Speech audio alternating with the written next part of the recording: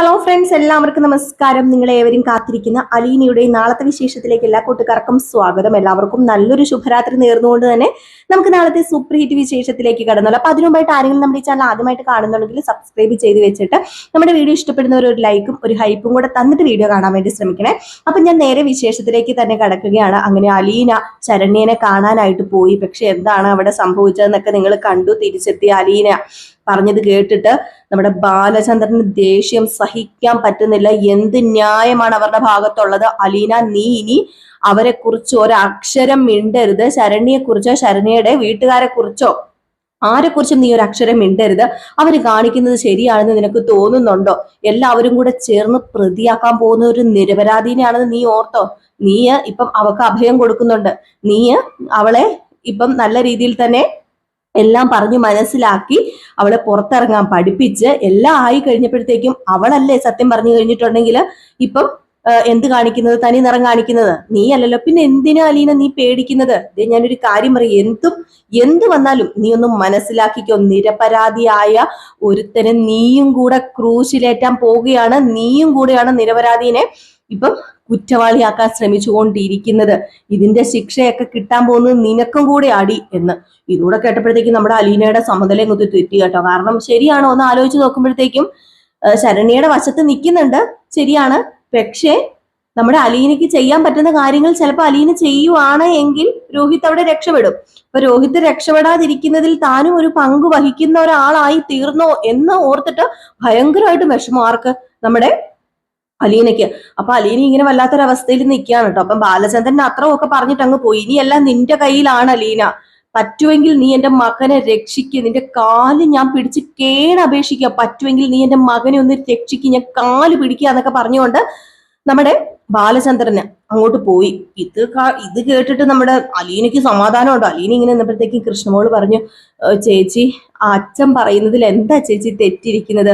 ചേച്ചി ശരണ്യനെ സ്നേഹിച്ചോ? സ്നേഹിക്കണ്ടെന്ന് പറയുന്നില്ല. ശരണ്യനെ സ്നേഹിക്കുകയും ശരണ്യയുടെ കൂടെ നിൽക്കുകയും അവളുടെ ഭാവി ജീവിതം നല്ല രീതിയിലാക്കി കൊടുക്കുകയൊക്കെ ചെയ്തോ? ഒരു കുഴപ്പമില്ല. പക്ഷെ ചേച്ചി ഒന്ന് വിചാരിക്കണം, രോഹിത്തേട്ടൻ നിരപരാധിയാണ്. ആ രോഹിത്തേട്ടനെയാണ് എല്ലാവരും കൂടി ഇപ്പം ക്രൂശിക്കാൻ പോകുന്നത്, എല്ലാവരും കൂടെ ശിക്ഷ മേടിച്ചു കൊടുക്കാൻ പോകുന്നത്. അതിൽ അലീന ചേച്ചി ഒരു പങ്ക് വഹിക്കുന്നുണ്ടെന്ന് അറിയുമ്പോൾ അച്ഛന് മാത്രമല്ല എനിക്ക് ഒരുപാട് സങ്കടം തോന്നുക. അലീന ചേച്ചി, എന്റെ ഏട്ടനെ രക്ഷിക്കുക അലീന ചേച്ചി, പ്ലീസ് അലീന ചേച്ചി എന്ന് പറഞ്ഞുകൊണ്ട് അലീനയുടെ കാല് പിടിക്കാൻ വരുന്നു. അപ്പോഴത്തേക്കും നമ്മുടെ ബബിത് വന്നിട്ട്, ഓഹോ, അപ്പൊ ഇതിനിടയ്ക്ക് ഇങ്ങനെ ഒരു കളി ഉണ്ടായിരുന്നോ? അപ്പം രോഹിത് നിരപരാധിയാണല്ലേ? അപ്പൊ നീയൊക്കെ കൂടിയാണോടി രോഹിത്തിനെ ശിക്ഷിക്കാൻ പോകുന്നതും രോഹിത്തിനെ കുറ്റക്കാരനാക്കാനും പോകുന്നതും? അതിൽ നിനക്കും പങ്കുണ്ടോടി എന്ന് പറഞ്ഞുകൊണ്ട് ഇങ്ങ് വന്നപ്പോ കൃഷ്ണമോള് പറഞ്ഞു, എന്റെ പൊന്നു ബബിത ചേച്ചി, കേക്കട്ട പാതി ഇങ്ങനെ ചുമ്മാ വായിൽ തോന്നുന്നൊന്നും വിളിച്ച് സംസാരിക്കാതിരിക്കും, വിളിച്ചു പറയാതിരിക്കുക. എന്തറിഞ്ഞിട്ട് അവിടെ നിന്ന് പ്രസംഗിക്കുന്നത്? എപ്പോഴും ഒരു ഫോണിന്റെ മുമ്പിൽ ഇരിക്കുക എന്നുള്ളതല്ലാതെ ഇവിടെ നടക്കുന്ന വല്ല സംഭവവും അറിയുന്നുണ്ടോ ബബിത ചേച്ചി? പിന്നെ കൂടുതൽ സംസാരിക്കൊന്നും വേണ്ട, ബബിത ചേച്ചി പോയി ബബിത ചേച്ചിയുടെ പണി നോക്കാനൊക്കെ പറയാണ്. അപ്പം ബബിത പറഞ്ഞു, ഞാൻ എന്തിനാ എന്റെ പണി നോക്കുന്നത്? ആഹാ, അപ്പം അലീനെ, നീ രോഹിത്തിനെ വെളിയിൽ ഇറക്കാതിരിക്കാൻ വേണ്ടി നോക്കുകയാണല്ലേ? അപ്പൊ നീ പകയല്ലേ, നിന്റെ മനസ്സ് നിറയെ പകയല്ലേ? രോഹിത്തിനോടുള്ള പകയല്ലേടി എന്ന് പറഞ്ഞോണ്ട് അപ്പോഴത്തേക്കും നമ്മുടെ അലീനയ്ക്ക് ദേഷ്യം വന്നു. ബബിതെ, നീ പോകാൻ നോക്കിക്കോ, നീ ഇതിൽ ഇടപെടണ്ട, എന്താണെന്ന് വെച്ചാൽ ഞാൻ ചെയ്തോളാന്ന്. അങ്ങനെ നമ്മുടെ കൃഷ്ണമോള് പറയുന്നത് കേട്ടപ്പോഴത്തേക്കും അലീനയ്ക്ക് എന്താ പറയുക, ശരിയാണോ, താൻ ചെയ്യുന്നത് തെറ്റാണോ എന്നൊക്കെ ഒരു തോന്നല്. ആകെപ്പാടെ വല്ലാത്തൊരവസ്ഥ അലീനയ്ക്ക് എന്ത് ചെയ്യണം എന്ന് അറിയത്തില്ലാത്തൊരവസ്ഥയാട്ടോ. ഏതായാലും ഇതിനിടയിൽ നമ്മുടെ മനുവും സംസാരിച്ചിട്ടുണ്ടല്ലോ, നിനക്ക് തോന്നുന്നത് നീ ചെയ്യേ, പക്ഷെ നീ എപ്പോഴും വിചാരിച്ചോണം രോഹിത് നിരപരാധിയാണ് എന്ന്. പക്ഷെ നീ എന്താണോ നിനക്ക് തോന്നുന്നത് എന്താണോ നീ ചെയ്യണം എന്ന് പറഞ്ഞെങ്കിലും മനുവും പറയാതെ പറഞ്ഞിട്ടുണ്ട്. ബാലചന്ദ്രൻ ഞങ്ങൾ പറയുന്നത് കേക്ക്, നീയും അതായത് ഒരു നിരപരാധിയും ശിക്ഷിക്കാൻ പാടില്ല, ഇനിയിപ്പൊ അത് നീയും അതിനൊരു കാരണക്കാരി ആകരുത് എന്നുള്ള രീതിയിലാണ് നമ്മുടെ മനുവും സംസാരിച്ചിട്ടുള്ളത് കേട്ടോ. അപ്പൊ അതുകൊണ്ട് തന്നെ എന്താണ്, നമ്മുടെ അലീനെ എല്ലാം അറിഞ്ഞും തിരിഞ്ഞും ഒക്കെ ഇങ്ങനെ ചിന്തിക്കുകയാണ് ഇനിയിപ്പൊ എന്ത് ചെയ്യണമെന്ന്. നേരെ രേവതി കുട്ടീനെ ഫോൺ വിളിച്ചു കേട്ടോ. രേവതിക്കുട്ടി ഫോൺ എടുത്തു. എന്താ അലീന ചേച്ചി എന്ന് ചോദിച്ചപ്പോഴത്തേക്കും, മോളെ ഇവിടുത്തെ കാര്യം കുറച്ച് കഷ്ടത്തിലാന്ന് പറഞ്ഞപ്പോ, എന്ത് കാര്യം, എന്താ പറ്റിയ രേവതി ചേച്ചി? അല്ല അലീന ചേച്ചി ശരണ്യനെ കാണാൻ പോയായിരുന്നോ? ഇപ്പൊ ശരണ്യനെ കാണാൻ പോകുന്നുണ്ടോ എന്ന് ചോദിച്ചപ്പം, ഇപ്പൊ അത് തന്നെയാ മോളെ ഇവിടുത്തെ പ്രശ്നം എന്ന് പറയുന്നത്. അതെ, രോഹിത്തില്ലേ, നമ്മുടെ രോഹിത്ത് രോഹിത്ത് രോഹിത്ത് നിരപരാധിയാണെന്നാ ശരണി എന്നോട് പറഞ്ഞത്. രോഹിത്ത് നിരപരാധിയാണെന്നോ? എന്നിട്ട് ഇപ്പം പത്രമാധ്യമങ്ങളിലും എല്ലാത്തിലും നിറഞ്ഞു നിൽക്കുന്നത് 4 പ്രതികളുണ്ടെന്ന്, അതിൽ 2ാം പ്രതിയാണ് രോഹിത്തേട്ടൻ എന്നാണല്ലോ. അതൊക്കെ ശരിയാണ്, പക്ഷെ എല്ലാം വെറുതെ മോളെ. രോഹിത്ത് പ്രതിയല്ല, രോഹിത്തിനെ പ്രതി ചേർത്തതാണ്. ശരണ്യ പറഞ്ഞതാ രോഹിത്ത് പ്രതിയല്ലെന്ന്. പോലീസുകാരും രാഷ്ട്രീയക്കാരും സമുദായക്കാരും എല്ലാവരും കൂടെ ചേർന്ന് ഈ കേസിന് കൂടുതൽ ബലം കിട്ടാൻ വേണ്ടി രോഹിത്തിനെ പ്രതിയാക്കിയതാണെന്ന്. ഇത് കേട്ടതും എൻ്റെ ചേച്ചി, അതെങ്ങനെയാ ചേച്ചി ശരിയാകുന്നത്? സത്യവും നീതിയും ന്യായവും ഒന്നും ഈ ലോകത്തിനോട് ആരും വിളിച്ചു പറയാതിരുന്നു കഴിഞ്ഞാൽ എങ്ങനെ ശരിയാകും? ഒരു നിരപരാധിയെ കൊണ്ടുപോയി ശിക്ഷിക്കുക എന്നൊക്കെ പറഞ്ഞാല്, അല്ല ചേച്ചി എന്താ പറയുന്നത്? ശരണി ചേച്ചിയോട് പറഞ്ഞ വിവരം ചേച്ചി എല്ലാവരോടും പറഞ്ഞോ? ഞാൻ എല്ലാവരോടും പറഞ്ഞു മോളെ. ഇപ്പൊ ഞാനൊരു നിസ്സഹായ അവസ്ഥയില. അലീന ഇപ്പം മൊഴി മാറ്റി പറയില്ലെന്ന് തന്നെയാ പറയുന്നത്. അലീനയെ കൊണ്ട് എല്ലാവരും മൊഴി മാറ്റി പറയുവേല എന്ന് തന്നെയാ പറയിപ്പിക്കുന്നത്. ഇപ്പം അലീനയെ കൊണ്ടല്ല, ശരണിയെ കൊണ്ട് മൊഴി മാറ്റി പറയിപ്പിക്കുകയില്ല എന്നാ പറയുന്നത്. എനിക്കിപ്പോ എന്ത് ചെയ്യണമെന്ന് അറിയാൻ പറ്റാത്തൊരവസ്ഥയാണ്. ഞാന് ശരണ്യനെ കാണാൻ വേണ്ടി അവിടെ ചെന്ന് കഴിഞ്ഞപ്പോഴത്തേക്കും ആ വീട്ടിന്റെ പരിസരത്ത് പോലും എന്നെ അടുപ്പിക്കുന്നില്ല. രാഷ്ട്രീയക്കാരും സമുദായക്കാരും നാട്ടുകാരും ഒക്കെ കൂടി ചേർന്നിട്ട് ശരണിയെ കാണണ്ട, അവളെ നീ പറഞ്ഞ് മനസ്സ് മാറ്റി മൊഴി മാറ്റിപ്പിക്കാൻ വേണ്ടി വന്നതാണെന്നും പറഞ്ഞ് എന്നെ ഇപ്പം എല്ലാവരും അവിടെ കേറ്റുന്നില്ല. പക്ഷെ എനിക്കറിയില്ല എന്ത് ചെയ്യണമെന്ന്. ഏതാ മോളെ സത്യം, ഏതാ മോളെ നീതി? ഇതൊന്നും എനിക്ക് അറിയാൻ പറ്റില്ലാത്തൊരവസ്ഥയാ. എല്ലാവരും കൂടി ഇനി ശരണ്യനെ കുറ്റപ്പെടുത്തുവോ? ആ പെങ്കൊച്ചൊരു പാവോ, അവളെനിക്ക് നന്നായിട്ട് അറിയാം. അവളുടെ നിസ്സഹായാവസ്ഥ എന്താണെന്നും എനിക്കറിയാം. അവൾക്ക് എന്നോട് പറയണം, സംസാരിക്കണം എന്നൊക്കെയുണ്ട്. പക്ഷെ ആരും അവളെ കൊണ്ടത് സമ്മതിപ്പിക്കുന്നില്ല എന്ന് പറഞ്ഞപ്പോഴത്തേക്കും നമ്മുടെ രേവതിയും പറഞ്ഞു, ദേ അലീന ചേച്ചി, ഞാനൊരു കാര്യം പറയട്ടെ. അലീന ചേച്ചി കാണിക്കുന്നൊക്കെ ശരിയൊക്കെ ആയിരിക്കാം, ശരണി ചേച്ചിനെ സപ്പോർട്ട് ചെയ്ത് സംസാരിക്കുകയൊക്കെ ചെയ്തോ, പക്ഷെ ഒരു നിരപരാധിയും ശിക്ഷിക്കപ്പെടാൻ പാടില്ല ചേച്ചി. കുറ്റവാളികള് വെറുതെ വിട്ടാലും കുഴപ്പമില്ല, പക്ഷെ ഒരു നിരപരാധി പോലും വെറുതെ ശിക്ഷിക്കപ്പെടാൻ പാടില്ല. ചേച്ചി കേട്ടിട്ടില്ലേ? നമ്മുടെ അമ്മ നമ്മളെ പഠിപ്പിച്ചിട്ടില്ലേ? ബ്രിജിത്തമ്മ നമ്മളെ പഠിപ്പിച്ചിട്ടുള്ള കാര്യമല്ലേ? ജീവകാരുണ്യ പ്രവർത്തനമൊക്കെ നല്ലതാ അലീന ചേച്ചി. പക്ഷേ നിരപരാധി ആണെങ്കിൽ രോഹിത് രക്ഷപ്പെടണം ചേച്ചി. അതാ ഞാനും ഇപ്പം ഓർക്കുന്നത്. എത്രമാത്രമാണ് അവിടുത്തെ അച്ഛനും അവിടുത്തെ കൃഷ്ണമോളും ഒക്കെ എത്രമാത്രം അപമാനപ്പെട്ടു, എത്രമാത്രം പത്രക്കാരുടെ മുമ്പിൽ, നാട്ടുകാരുടെ മുമ്പിൽ, അതുപോലെ തന്നെ മീഡിയാസിന്റെ മുമ്പിൽ, എല്ലാവരുടെയും മുമ്പിൽ കരിവാരി തേച്ചില്ലേ രോഹിത്തിനെ. അപ്പൊ രോഹിത്തിനെ സത്യം പറഞ്ഞാൽ പുറത്തു കൊണ്ടുവരാൻ ചേച്ചിയും കൂടി സഹായിക്കണം. മനുവേട്ടൻ പറയുന്നതും കൃഷ്ണമോള് പറയുന്നതും അവിടുത്തെ അങ്കിള് പറയുന്നതും ഒക്കെ ശരിയാ. ചേച്ചി അലീന ചേച്ചിയും കൂടെ സഹായിക്കുക ചേച്ചി. അലീന ചേച്ചിക്ക് ചെയ്യാൻ പറ്റുന്നത് ചെയ്യുക എന്ന് പറയുമ്പോഴത്തേക്കും എന്നെ കൊണ്ട് ഇനി എന്ത് ചെയ്യാൻ പറ്റുമോളെ? അവരെന്നെ അങ്ങോട്ടേക്ക് അടുപ്പിക്കുന്നില്ല. അല്ല ഞാനൊരു കാര്യം പറയട്ടെ, DYSP അങ്കിളിനെ നമുക്ക് വിളിച്ചാലോ? അല്ല അത് വിളിച്ചാൽ എങ്ങനെയാ മോളെ ശരിയാവുന്നത്?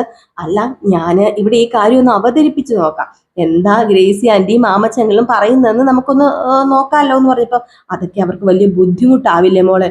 ബുദ്ധിമുട്ടെന്ന് പറഞ്ഞു കഴിഞ്ഞിട്ടുണ്ടെങ്കിൽ ചെറിയ ബുദ്ധിമുട്ട് വല്ലതുമാണോ? നല്ലൊരു ബുദ്ധിമുട്ട് വരില്ലേ അവർക്ക്? അപ്പൊ പിന്നെ വേണ്ട മോളെ, അതിലൊന്നും ഇടപെടാതിരിക്കുന്നത് തന്നെയാ നല്ലത്. അതിലിടപെടേണ്ടെന്ന് ആരാ പറഞ്ഞത്? ഇവിടെ ആർക്കും ഒരു ബുദ്ധിമുട്ടുമില്ല.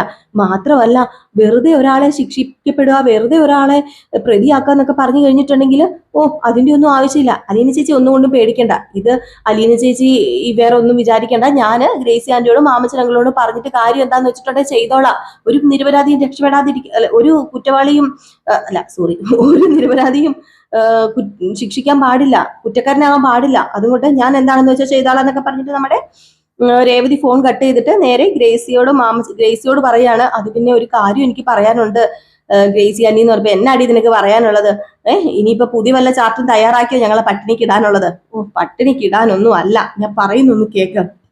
എന്നെ അലീന ചേച്ചി വിളിച്ചിട്ടുണ്ടായിരുന്നു. അലീന വിളിച്ചിട്ട് എന്തു പറഞ്ഞു? അവിടുത്തെ കാര്യങ്ങളൊക്കെ എന്തായി? അവിടുത്തെ കാര്യങ്ങളൊക്കെ കുറച്ച് കഷ്ടത്തിലാ ഗ്രേസി ആന്റി. നമ്മുടെ രോഹിത് ഇല്ലേ, അലീന ചേച്ചിയുടെ ആങ്ങള, രോഹിത് നിരപരാധിയാണെന്നാ പറയുന്നത്. ആര് പറഞ്ഞു രോഹിത് നിരപരാധിയാണെന്ന്? അവനപ്പം ആ പെങ്കൊച്ചിനെ റേപ്പ് ചെയ്തിട്ടില്ല? റേപ്പ് ചെയ്തിട്ടില്ല അത്ര, വേറെ ആരും അല്ല, ആ ശരണ്യ പറഞ്ഞത്. ഞാൻ പറഞ്ഞില്ലായിരുന്നു ഇടയ്ക്ക് അലീന ചേച്ചി അങ്ങോട്ടേക്ക് പോവുകയും എല്ലാവരുമായിട്ട് സംസാരിക്കുകയൊക്കെ ചെയ്ത് ആ പെങ്കൊച്ചിനെ പുറത്തു കൊണ്ടുപോവുകയൊക്കെ ചെയ്തതാ. അപ്പോഴാ ആ കൊച്ചു പറയുന്നത് രോഹിത്തേട്ടൻ നിരപരാധിയാണെന്നും രോഹിത്തേട്ടനെ നിർബന്ധിച്ച് എല്ലാവരും കൂടെ ആ പെങ്കൊച്ചിന്റെ മേത്തേക്ക് വലിച്ചിട്ടപ്പോൾ രോഹിത്തേട്ടൻ അവിടുന്ന് കുതറി ഓടി. എന്നിട്ട് ലാസ്റ്റ് എല്ലാവരും ബാത്റൂമിനകത്ത് പിടിച്ചു പൂട്ടിയിട്ടെന്ന്. എന്റെ പൊന്നു ദൈവമേ, ഞാൻ എന്താ ഈ കേൾക്കുന്നത്? ശരിയാണോ നീ പറയുന്നത് രേവതി? അതെ, ഞാൻ പറയുന്നത് ശരിയാ ആന്റി. നമുക്ക് മാത്രമേ ഇനിയിപ്പം ഇതിന് ഇടപെടാൻ പറ്റത്തുള്ളൂ. വേറൊന്നും കൊണ്ടുമല്ല. അലീന ചേച്ചിനെ ഇപ്പം ശരണി ചേച്ചി വീട്ടിൽ കയറ്റില്ലത്രേ. സത്യങ്ങളൊക്കെ വിളിച്ചു പറഞ്ഞില്ലേ ശരണി ചേച്ചി. സമുദായക്കാരും രാഷ്ട്രീയക്കാരൊക്കെ ചേർന്നിട്ട് ഇപ്പം വളഞ്ഞിട്ട് ആക്രമിക്കുക ശരണിയെ. മൊഴി മാറ്റി പറയാൻ പാടില്ല. മൊഴി മാറ്റി പറഞ്ഞു കഴിഞ്ഞിട്ടുണ്ടെങ്കിൽ ആ ശരണ്യ പറയുന്ന ചേച്ചിക്ക് ആ പ്രശ്നം, ആ ചേച്ചി മൊഴി മാറ്റി പറയുന്ന ഒരാളാണെന്നും അതുപോലെ തന്നെ അവസരവാദിയാണെന്നും ഒക്കെ പറഞ്ഞ് സത്യത്തിലെ പ്രതികൾ ഇതിൽ നിന്ന് ഊരിപ്പോകുമെന്നൊക്കെ പറഞ്ഞിട്ടാണ് ഈ രാഷ്ട്രീയക്കാരും സമുദായക്കാരൊക്കെ ഇപ്പൊ ആ ചേച്ചിനെ പ്രലോഭിപ്പിച്ചുകൊണ്ടിരിക്കുന്നത്. മൊഴി മാറ്റി പറയരുത് തന്നെയാണ് പറയുന്നതെന്ന് പറഞ്ഞപ്പോഴത്തേക്കും നമ്മുടെ ഗ്രേസ് പറഞ്ഞു, അതെങ്ങനെ ശരിയാകും? ഇവിടെ സത്യവും നീതിയും ഒക്കെ ഉള്ളതല്ലേ, ഇവിടെ കോടതിയും പട്ടാളവും ഒക്കെ ഉള്ളതല്ലേ. പിന്നെ എങ്ങനെയാ ഇതൊക്കെ മറച്ചു വെക്കുന്നത്? എനിക്ക് കേട്ടിട്ട് തന്നെ പേടിയാവുക. ഒരു ചെറുക്കൻ കൊച്ചിനെ ചുമ്മാ പ്രതിയാക്കുക, അത് റേപ്പ് കേസിൽ മാത്രമല്ല അതിന്റെ ഭാവി, അതിന്റെ ജീവിതം, അതൊക്കെ ഒന്ന് ചിന്തിച്ചു നോക്കിക്കേ. അതിപ്പോ രോഹിത്തല്ല, വേറെ ആരെങ്കിലും ആയിക്കോട്ടെ എന്ന് പറഞ്ഞപ്പം അതാ ഞാൻ പറഞ്ഞത്, നമുക്ക് DYSP അങ്കിളിനോട് ഒന്ന് സൂചിപ്പിച്ചാലോ? അല്ല ഞാൻ പറയുന്നില്ല, അലീന ചേച്ചിയും പറയണ്ട.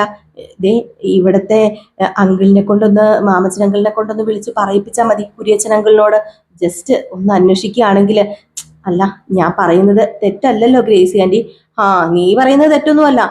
നമുക്ക് കുര്യച്ചനെ വിളിക്കാം, കുര്യച്ചനെ വിളിച്ച് കാര്യം പറയാം. മാമച്ചനോട് കാര്യം പറഞ്ഞിട്ട് കുര്യച്ചനെ അങ്ങ് വിളിച്ചു കളഞ്ഞേക്കാം. അങ്ങനെ ഒരു നിരപരാധിയും ഇവിടെ ശിക്ഷിക്കപ്പെടേണ്ട ഓരോ ആവശ്യമില്ല. പ്രത്യേകിച്ച് അലീനയുടെ ആങ്ങള. പാവം, എന്തുമാത്രം കഷ്ടപ്പെട്ട് കാണും ആ കുടുംബം. ഇതിന്റെ പേരിൽ എന്തുമാത്രം അനുഭവിച്ചു കാണും. എന്നിട്ട് ഇപ്പൊ നിസ്സാരമായിട്ട് തള്ളിക്കളയാന്നോ? കേസ് ബലപ്പെടുത്താൻ വേണ്ടി ഒരു നിരപരാധിനെ ശിക്ഷിക്കാന്നോ? ഞാൻ സമ്മതിക്കത്തില്ല. അതെ, മാമച്ചനോട് കാര്യങ്ങളൊക്കെ തുറന്നു പറഞ്ഞ് ഉടനെ തന്നെ കുര്യച്ചനെ വിവരം അറിയിക്കണം എന്നൊക്കെ പറയുകയാണ്. ഏതായാലും ആ കാര്യത്തിൽ രക്ഷപ്പെടുകയാണ് കേട്ടോ. അങ്ങനെ രേവതി വിളിച്ച് അലീനോട് സംസാരിക്കുന്നുണ്ട്. പേടിക്കൊന്നും വേണ്ട, ഞാൻ ഈ വിവരം ഇവിടെ പറഞ്ഞിട്ടുണ്ട്. മിക്കവാറും ഉടനെ തന്നെ ഇതിനൊരു തീരുമാനം ഉണ്ടാവുന്നു. അപ്പൊ ഇതിനു മുമ്പായിട്ട് തന്നെ DYSPയുടെ മുമ്പിലേക്ക് ആ മറ്റേ രാഷ്ട്രീയ പ്രവർത്തകയുണ്ടല്ലോ, നമ്മുടെ ആരെയാ, അലീനയുടെ അച്ഛനുമായിട്ട് അങ്ങോട്ടേക്ക് ചെല്ലാണ് കേട്ടോ. അലീനയുടെ അല്ല, സോറി, ശരണ്യയുടെ അച്ഛനുമായിട്ട് അങ്ങോട്ടേക്ക് ചെല്ലാണ് കേട്ടോ. ഏതായാലും DYSPയുടെ മുമ്പിൽ എത്തിക്കഴിഞ്ഞാൽ എന്താ ഉണ്ടാകാൻ പോകുന്നത്?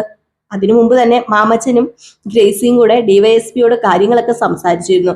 അപ്പം ഇവരിങ്ങനെ വന്ന് ചിലപ്പം സംസാരിക്കാൻ ചാൻസ് ഉണ്ടെന്നും കേസിനെ പരമാവധി ബലപ്പെടുത്താൻ വേണ്ടിയാണ് ഇവർ ഇങ്ങനെയൊക്കെ ചെയ്യുന്നതെന്നും രോഹിത് എന്ന് പറയുന്ന പയ്യൻ നിരപരാധിയാണ് എന്നും ഇതില് പോലീസുകാരുടെ കൈകൾ കൂടെ ഉണ്ട് എന്നും ഒക്കെ അറിഞ്ഞപ്പോഴത്തേക്കും വല്ലാതെ DYSPക്ക് അങ്ങോട്ട് എന്താ പറയാ, വല്ലാത്തൊരു, അതായത് ഇവരെ പൊട്ടന്മാരും വട്ടന്മാരും കളിപ്പിക്കുകയല്ലേ, ഈ പോലീസുകാരോട് ചേർന്ന് DYSPനെ പൊട്ടനാക്കുകയല്ലേ. അപ്പൊ പിന്നെ ദേഷ്യം വരില്ലേ. അപ്പം ആദ്യം നമ്മുടെ ശരണ്യയുടെ അച്ഛനും ആ രാഷ്ട്രീയ പ്രവർത്തകയൊക്കെ ചെന്നിട്ട് ഭയങ്കര സംസാരം DYSPയോട്. വേറൊന്നുമല്ല, പരാതിയുടെ മേൽ ഒന്നുകൂടെ പരാതി കൊടുക്കുക എന്ന് പറഞ്ഞ് കേട്ടിട്ടില്ല. കാരണം അലീന അങ്ങോട്ടേക്ക് വരുന്നു, അത് തടയണം. അവളിങ്ങനെ ഓരോ കാര്യങ്ങളൊക്കെ പറഞ്ഞ് പ്രലോഭിപ്പിച്ച് എന്റെ മകളുടെ മനസ്സ് മാറ്റുന്നു, മൊഴി മാറ്റി പറയിപ്പിക്കാൻ വേണ്ടി ശ്രമിക്കുന്നു എന്നൊക്കെ പറഞ്ഞുകൊണ്ടാണ് DYSPയുടെ മുമ്പിൽ ഇവര് ചെന്ന് പറയുന്നത്. നമ്മൾ DYSP ഇതൊക്കെ കേട്ടിട്ട് അങ്ങ് തുടങ്ങിയില്ലേ. തന്റെയൊക്കെ ഉദ്ദേശം എന്താ? താനൊക്കെ ഓരോന്നിങ്ങനെ പറഞ്ഞു പിടിപ്പിക്കുന്നത് എന്തിനാ? താൻ ആരെയാ ഈ പേടിക്കുന്നത്? രാഷ്ട്രീയക്കാരെയോ സമുദായക്കാരെയോ? തനിക്ക് രാഷ്ട്രീയക്കാരുമാണോ സമുദായക്കാരുമാണോ? തന്റെ മകളാണോ വലുത്? അവരതും ഇതൊക്കെ ഓഫർ ചെയ്തിട്ട് ഒരു പയ്യനെ വെറുതെ അങ്ങോട്ടേക്ക് തൂക്കിലേറ്റാന്ന് കരുതിയോ? അതെ, ഇത് ഇവിടെ നിൽക്കുന്ന കേസൊന്നുമല്ല. ഞാന് എല്ലാ കാര്യങ്ങളും അറിഞ്ഞിട്ടുള്ളത് തന്നെയാ. അതെ, രോഹിത് എന്ന് പറയുന്ന ആ പയ്യൻ നിരപരാധിയാണെങ്കിൽ തന്റെ മകളെ കൊണ്ട് എന്തിനാണ് രോഹിത്തിന് എതിരെ മൊഴി കൊടുപ്പിച്ചത്? സത്യത്തിൽ ആദ്യം അതിനല്ലേ തന്നെ അകത്താക്കേണ്ടതെന്ന്. ഇത് കേട്ടതും സത്യത്തില് ആൾക്ക് പേടിയായിട്ടോ. നമ്മുടെ ശരണ്യയുടെ അച്ഛൻ ആ രാഷ്ട്രീയ പ്രവർത്തകനെ ഒന്ന് നോക്കി. അപ്പൊ രാഷ്ട്രീയ പ്രവർത്തകർ പറഞ്ഞു, അത് പിന്നെ സാറേ അങ്ങനെയൊന്നും അല്ല. നിങ്ങൾ കൂടുതൽ സംസാരിക്കൊന്നും വേണ്ട. അത് പിന്നെ അങ്ങനെയൊന്നും അല്ല, ഇങ്ങനെയൊന്നും അല്ല എന്ന് ആരും കൂടുതൽ എന്നോട് പറയണ്ട. കാര്യങ്ങളൊക്കെ ഞാൻ വളരെ വ്യക്തമായിട്ട് അറിഞ്ഞു. ഇപ്പം ആ അലീന അവിടെ വരുന്നത് എന്തിനാണെന്ന് നിങ്ങൾ പറയുന്നത്? നിങ്ങളുടെ മകളെ പിടിച്ചുകൊണ്ട് പോകാനോ, വീണ്ടും റേപ്പ് ചെയ്യാനോ? അതിനൊന്നും അല്ല അലീന അവിടെ വരുന്നതെന്ന് ഞങ്ങൾക്ക് മനസ്സിലായിട്ടുണ്ട്. അലീന അവിടെ വരുന്നത് എന്തിനാണെന്ന് ചോദിച്ചു കഴിഞ്ഞാല് അവള് മൊഴി മാറ്റി പറഞ്ഞു. അത് അലീനയുടെ ചെവിയിലെത്തി. അലീന അതുകൊണ്ട് അത് സംസാരിക്കാൻ വേണ്ടി വരുന്നതല്ലേ. അതല്ലേ നിങ്ങൾ ആ പെങ്കൊച്ചിനെ തടയുന്നത്. ആ പെങ്കൊച്ച് സത്യത്തിനും നീതിക്കും ന്യായത്തിനും നേരെ നിൽക്കുന്നത് കൊണ്ടല്ലേ നിങ്ങൾ ആ പെങ്കൊച്ചിനെ തടയുന്നത്. ഒരു ചെക്കന്റെ ഭാവി തൊലച്ചിട്ട് നിങ്ങൾക്ക് എന്ത് കിട്ടാനാണ് എന്നൊക്കെ ചോദിച്ചു കഴിഞ്ഞപ്പോ വല്ലാതെ പേടിയാവുന്നുണ്ട് കേട്ടോ. നമ്മുടെ ശരണ്യയുടെ അച്ഛനും രാഷ്ട്രീയ പ്രവർത്തനയും കൂടെ അവിടെ ഇട്ട് അങ്ങോട്ട് പോരിക്കുകയാണ്. ഏതായാലും ആകപ്പാടെ കേസ് മാറി മറിഞ്ഞ് നമ്മുടെ രോഹിത് വെളിയിൽ വരാൻ പോവാണ് കേട്ടോ. അപ്പൊ കാത്തിരുന്ന് തന്നെ കാണാം എന്തൊക്കെയാ സംഭവിക്കാൻ പോകുന്നതെന്ന്. നമ്മുടെ കുര്യച്ചന്റെ ഇടപെടലും അതുപോലെ ഗ്രേസിയുടെയും മാമച്ചന്റെയും ഇടപെടലും ഒക്കെ കാരണം തന്നെയാണ് രോഹിത്തിനെ പുറത്തു കൊണ്ടുവരാനായിട്ട് സാധിക്കുന്നത്. പ്രത്യേകിച്ച് നമ്മുടെ അലീന കാരണം തന്നെയാണ്. പക്ഷെ അതിന്റെ ഒരു നന്ദി രോഹിത്തിന് കാണിക്കുവോ പുറത്തു വന്നു കഴിയുമ്പോൾ? അതിന്റെ വല്ല നന്ദിയും വൈജ കാണിക്കുമോ പുറത്ത് വന്നു കഴിയുമ്പോൾ? എല്ലാം കാത്തിരുന്ന് തന്നെ കാണാമല്ലോ. അപ്പൊ എല്ലാവരും കാത്തിരിക്കുമോ?